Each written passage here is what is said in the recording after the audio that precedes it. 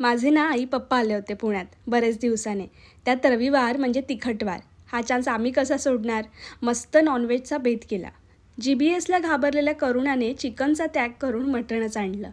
आईच्या हातचं मटण खायचं म्हणजे आज आमची चांदीच होती. वेगळं असं काही करत नाही ती, पण तिच्या हाताला ना वेगळीच चव आहे. त्यात आमच्या घरातल्या लसूण खोबऱ्याच्या मसाल्याने मटणाला वेगळाच रंग चढला. पोटभर जेवण केलं. करुणाकडून ना मी मस्त सेवा करून घेतली. बरीच वर्ष आम्ही बाहेर एकटाच राहतो, त्यामुळे आई पप्पा इकडे आले की आम्हाला वेगळाच आनंद होतो.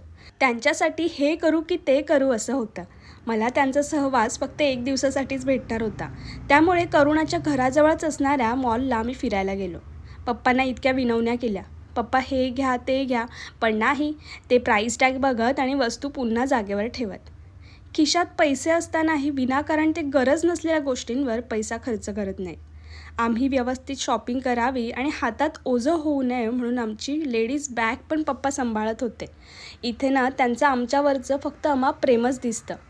शहरात आम्ही पाहिलेल्या नवीन गोष्टी त्यांनी पण ट्राय कराव्यात आणि गावी गेल्यावर आमचे जसे लाड होतात तसे त्यांचेही इकडे आल्यावर लाड व्हावे असं आम्हाला नेहमी वाटतं. यावेळी ना त्यांनी जामून शॉट ट्राय केला, पण गावी झाडावरून जांभळं पाडून खाण्याची आणि या जामून शॉटची तुलना करणं मला खरंच कठीण वाटत होतं.